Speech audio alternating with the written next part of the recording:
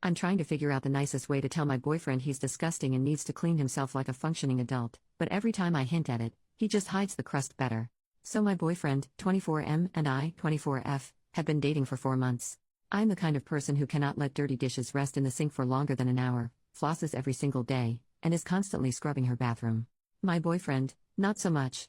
I noticed pretty early on that organization and cleanliness wasn't as high a priority for him as it is for me, but at the time I only noticed things like clutter on his floor and unfolded clothes, so I figured it was a normal level of bachelor slob and that I could live with it.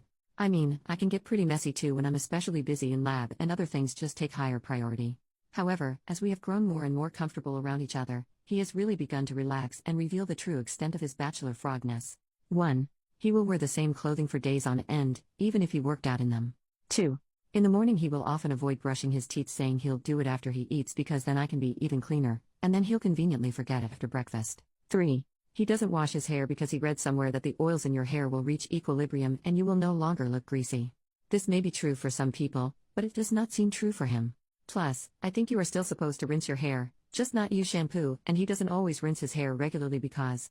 That brings me to 4. He will go multiple days without showering properly. He does usually shower right before seeing me, thankfully, but on days when I catch him by surprise he is usually unshowered. 5. I have not investigated his hairy man butt, but judging from smells once or twice during head, I am not convinced he wipes well every time. 6. One time I walked in on him in the bathroom and he was wiping his schlong on the curtain. 7. After lovemaking, I always go and pee while he throws away the rubber. Or that was the plan, anyway. I helped him move out of his sublet this month and found something like 30 used rubbers under his bed because he must just have forgotten. And 8. When he self-pleasures he just lets his man juices dry wherever it may land. He thinks I don't know this, but the suspiciously discolored and stiff spots on his blankets are one of many signs. He always washes his schlong in the sink before we made love and claims it is because he just really likes being clean. The one time I pinned him down and took off his pants for an intimate surprise, his pubes were all crusty. The thing is, as foul as all this makes him sound, he doesn't come off as obviously foul when you meet him. He doesn't smell horrible, just strongly like deodorant, which I suspect he rubs all over his body when he doesn't want to bathe. He is actually pretty stylish. He works as a programmer in a research context, spending most of his time alone or hanging out with equally gross computer scientists, so there has been little incentive for him to clean up in the past because nobody seems to care that much. I am his first girlfriend and probably the only one of his friends who is habitually close enough in his personal space to notice when his breath is funky or he has dirt encrusted on the back of his neck. Actually, most of the stuff I outlined above he probably thinks I haven't noticed, because he always tries to clean himself up and hide the signs if he knows we're meeting up. I suspect that a lot of his gross behavior is really just because he thinks he's getting away with it, rather than actually enjoying being this gross in itself. I've observed him getting a little cleaner when he finally realizes that other people are judging him. He's started brushing his teeth and washing his clothes more often, for instance, and he often tries to pretend that he actually really prizes hygiene, even commenting on his coworkers' body odor, etc. I've tried subtly hinting to him that he should clean up, and he always says, "Oh yeah, I should do that," and then he'll make sure to clean better right before I show up at his place. But if I ever spot him around town on a day when we don't have anything planned, he'll be all gross again. Clearly, subtlety is not working. However, I don't want to completely shame him either, nor do I want to have to be his mom and nag him all the time. I'm okay with a certain level of messiness. This isn't a total deal breaker for me, especially because the rest of our relationship is actually so darn good. I can even live with the general messiness of his home and personal space were we to move in together. It's just his personal hygiene that really bothers me.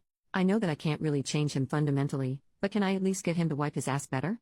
Update, 2 months later, I felt a lot better after reading all of your comments. I was feeling guilty about judging him for his hygiene habits, because I know that different people have different attitudes towards cleanliness, and I am definitely on the obsessive end of the spectrum. I took your suggestions to heart and decided to just sit him down and get it all out in the open. I framed it both as a quality of life issue, he might get diseases, etc., if not clean, and a professional issue, other people might notice, affect his career and networking opportunities. I tried to be respectful but clear, and I stated that although I really like him and can see myself with him for the long term, if he continued not to wipe his butt properly I would have to consider that a deal breaker. He was very quiet and didn't really have much to say at the end of the conversation, but he said that he was sorry that he had been making me uncomfortable and that he would try to shape up. He said that in particular because of his passion for his work, it's easy for him to lose track of time and forget to do things like laundry, and that he appreciated me for bringing up this issue. After that conversation, about a month ago, I saw lots of positive changes. He did 1 load of laundry, and dyed all his white shirts pink, which kind of worries me because I feel like this is something you figure out how not to do as a freshman in college at the very latest. So has he just never done laundry before? Started shaving and taking out the trash weekly, and always smelled fresh whenever I saw him. He even cleaned the bathtub. I was really proud of his progress. I did notice that he would get frustrated when I pointed out things that he had missed, like always having dirty dishes in the sink or not washing the kitchen floor, which is currently really gross because someone tracked mud and dog poop all over it. Now this is the bad part where I'm ashamed of myself and the way I acted. 2 nights ago he was over at my place, and he was smelling a little funky, so I just asked him if he had brushed his teeth that day and that I had a new bottle of mouthwash if he wanted to use it. He completely blew up at me. He said that he didn't appreciate me treating him like a child and that I needed to respect that he was an adult capable of making his own adult decisions that were none of my business. I admit I didn't handle the situation very well. I got really mad and said that if he didn't want to be treated like a child, then he shouldn't act like a toddler who couldn't even wipe his butt, and that set off one of those burn the fields and salt the ground type fights that last for hours. He said that I was being really controlling and condescending and that I needed to watch myself because it was bordering on emotional abuse, and that he was already really clean, especially now that he was showering every day, so I should stop nagging him about it. I tried to clarify that I was proud of him for showering every day, but he just took it to be passive-aggressive and got so mad he called me uptight BTCH and took his coat and left the bedroom and slammed the door. I didn't know what to do, especially since we have never had a fight this intense before, and he has definitely never called me a BTCH, so I decided to just keep on sitting in the bedroom and let him cool down until he was willing to talk reasonably again. But after 20 minutes he still hadn't come back, and I couldn't hear him stomping around the common areas of the house anymore, so I started to get really worried. I mean, what if he had stormed out and gotten hit by a car or something? He also has a history of self-injury, so I was really concerned. I ran through the house and saw the light was on in the ground floor bathroom, and suddenly remembered that I had left my surgical kit on the sink. I know this sounds weird, but I work in a lab and don't want to keep my nice tools out because stuff gets stolen, and I suddenly got really scared that he had found it and it was quiet because he was cutting or something, so I burst through the bathroom door and he was rubbing his willy on the curtain again. My curtain. Obviously. I flipped out and asked him what the heck was wrong with him since there was TP right there in the cabinet if he wanted to get a new roll. He got really defensive and restarted the fight where we left off. In retrospect, I guess it was kind of funny cause he still had his willy out at this point. I just kept on staring at my curtain and trying to resist the urge to slap his stupid face. I asked him what the heck he had been doing and why the heck he thought it was an appropriate thing to do, and he said really angrily that it was my fault for yelling at him, and that anyway it felt good, and would you rather me just not freaking clean my willy because I'm pretty sure we just had a whole freaking fight about this bull crap. I told him he was disgusting and I was going to break up with him because he was such a disgusting slob. He said, "Are you really going to break up with me over a curtain? Really now? Really? Is that how much you value our relationship?" And I shouted, "Yes, get the heck out of my house, you stupid jerk," and pushed him out of the house. He tried to calm me down and apologize, but I just was so irrationally mad and kept on slapping his arm and slammed the door in his face. Eventually I heard his car start and drive away. I was still so mad that I didn't even apologize at the time and sent him a kind of mean text, "I can pick up my stuff in the morning. I know it must be hard for you to act like a human being, but please try not to wipe your willy on my things in the meantime." So that was 2 days ago and I still haven't gotten my stuff. He finally texted me back yesterday afternoon and said, "I'm sorry about the curtain and I'm sorry we're ending it this way. Can you call me?" Now that I've calmed down, I really miss him. I promise he is really amazing as a person, and we've never had any kind of fight like this before. I feel like we were both acting in ways we never thought we'd act, and I also feel really ashamed of myself for some of the mean things I said and feel like I hugely overreacted in the fight and definitely shouldn't have gotten physical at the end when I shoved him out of the house. I feel a little bit like the rhetorical crazy you shouldn't put your willy into. I wish there was some way to fix this, but I don't know how. I've never had a big relationship fight before. Also, even though I want to make up with him and apologize for my behavior and for slapping and pushing him, I don't want him to think that he can just backslide into gross habits again. I'm not sure how to navigate that conversation. I guess if we do end up breaking up, I'll have a lot of free time on my hands for new hobbies. Maybe I can learn DIY home improvement and remodel my bathroom, sew some new curtains. That was a joke, but I'm sorry if it wasn't very funny because I am feeling really down right now. Also, sorry for length. I just had to get it out. Added info on the shower curtain, so I wasn't going to describe this because it makes the whole thing even more ridiculous sounding, and also I felt bad about basically stripping my boyfriend of his dignity on the internet, but there's been a lot of questions about this, and since I am heartbroken anyway, someone might as well get some entertainment from this. He was kind of holding his willy with one hand and slapping the curtain with it. I don't know how to describe it more than that. I think maybe he was trying to simultaneously shake off the pee and wipe the tip for efficiency. Final update, 1 month after the first update. Since you all were so helpful before, I thought I would give a final update for anyone who was interested. So after I read all your comments last time, I didn't really know what to do. On the one hand, it really struck me when multiple people were saying that I must not have any self-respect to stay with and be intimate with someone who was so unclean, and about how he was handling the situation so immaturely, as was I. But on the other hand, he really was the best boyfriend I've ever had, and I kept on missing him and basically behaving like a caricature of the lonely dump girl and craving ice cream. I mean, it's not like he never wiped his butt, and he really was trying at the end. I kept on thinking that maybe I had not described the situation properly, and if I was better at explaining it, people wouldn't have piled up on him so much. I just kept on going back and forth and becoming more and more anxious that I wasn't going to make the right decision, and getting more and more anxious about how to respond to his text, and about how we'd probably have some drawn-out multi-hour long conversation about the state of the relationship if we did reply, and about how I had a ton of finals coming up that week and couldn't afford to be anxious about this, which of course only made me more anxious, etc.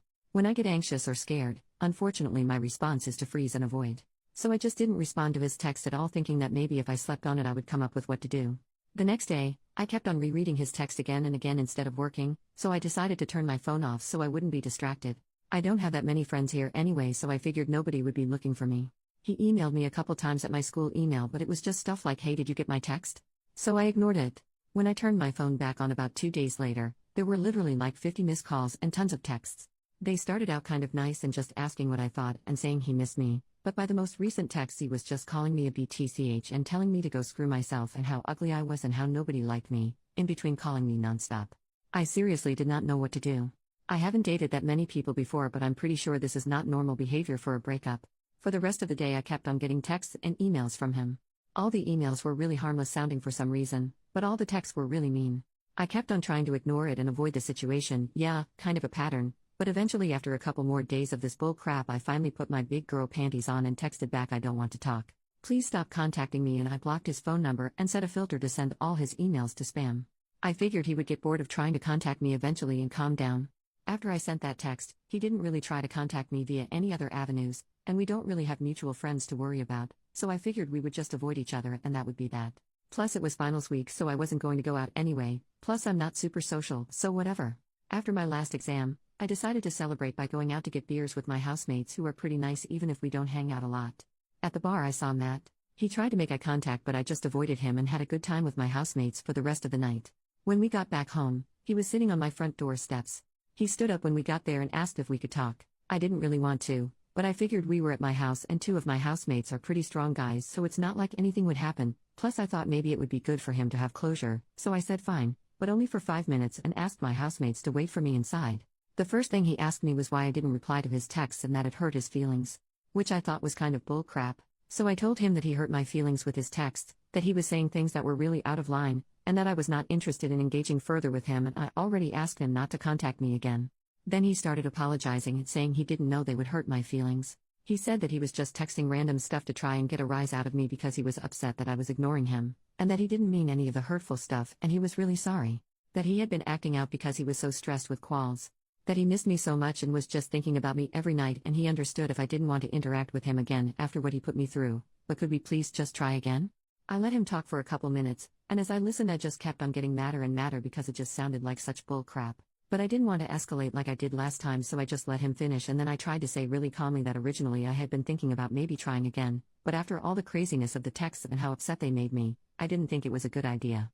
He said he was even more upset with himself and missed me so much that even though he had quals coming up, he really couldn't focus on them and was probably going to fail his quals if we didn't get back together because he just couldn't think of anything else but that. I told him that I was really sorry, but I was not comfortable interacting with him anymore, and that I would like him to not contact me ever again, and that I was sure he would manage to pass his quals without me. At this he started sputtering and getting really mad and called me a BTCH etc. again, so I opened the front door quickly, and luckily one of my big housemates was waiting for me by the kitchen table. And he stood up and told Matt, "You need to shut up and leave my house. Right now." So thank God, Matt just gave up and left. For the next week I started getting texts from a different number that were clearly Matt and emails from different email addresses. Mostly angry stuff about how he hoped I got what was coming to me. I just blocked everything. By the end of the week, the emails kind of petered out again. It was a huge sigh of relief. I managed to pass all my exams even through all this stress, which was another huge sigh of relief. And finally, I've been hanging out with my housemates more, especially the guy who made Matt leave. It's been really nice having new friends. They're really funny and awesome. After I told them about all the crazy stuff that happened and how totally disgusting Matt was, they went out and got me a breakup box with ice cream, chocolate, Clorox wipes, and a brand new shower curtain.